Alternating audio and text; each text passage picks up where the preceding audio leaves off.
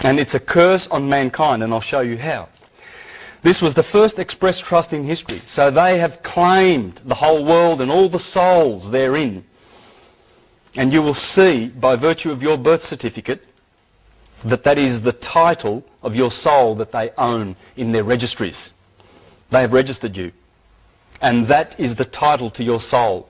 So what you're going to learn in the second half of this presentation with Serena is how to collapse those trusts, because it's the only way to get out of the system and claim your dominion as children of God, of the universe, and not as their slaves, as people lost at sea, incompetent, because that's how they consider you when you walk into court, an incompetent, dead, with no soul, because they own it.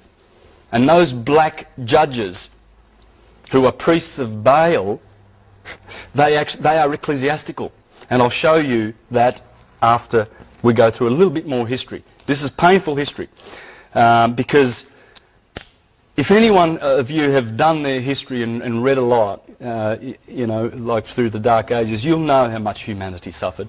Do you remember the Huguenots in France, the Lollards in Scotland, the Collegiants, the Socinians, the Anabaptists, the Waldenses? They started around this time and everything. These guys started the Inquisition at that time because people were waking up back then.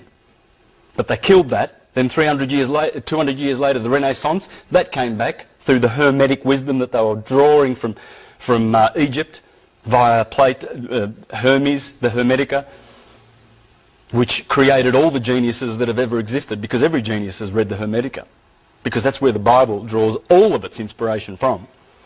Michelangelo, they were weaned on the Hermetica. What happened?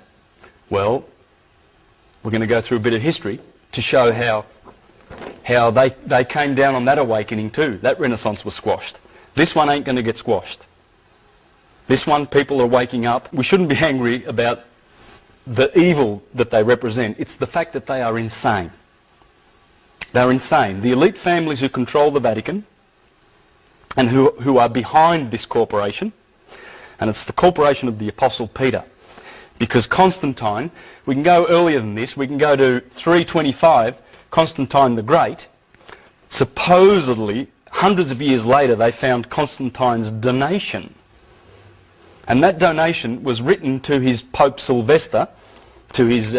Constantine was, of course, the emperor. The Pope was Sylvester. And apparently Constantine says to Sylvester in this document, St. Peter is the apostle of Jesus, that Jesus gave the kingdom of this earth to, therefore we're going to claim taxes based on that, on the donation of Constantine. We're paying taxes because of that fictional document, guys. All taxes to Rome.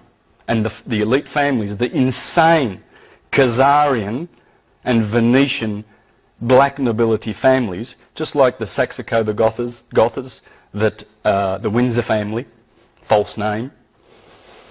These are the black nobility family. Bankers, bullion brokers. There's a book called Babylon's Bankers. There's a chapter in there called Monotheism, Military, Money, and Monotheism. Military, money, monarchies. He has exposed that this gathering, this cabal, they can't work separate from each other. A lot of people, when they see this pyramid of control, and they put the Queen on the top, and the Zionists and the Freemasons, don't understand that the Vatican and the Jesuits and the Superior General of the Jesuits actually sit on top, behind the scenes, but they work together. Then they have, that's the crown and then they have, that's the crown and the elite insane families of the world who think they have better blood than the rest. And they have their think tanks. Then they have their financial control system, world resource control, world population control, and there's a little sheep down the bottom called debt slaves. We're all indebted. And we all bleed financially because they're taxing your wage. You go to work and you get taxed. Half of it goes to the government.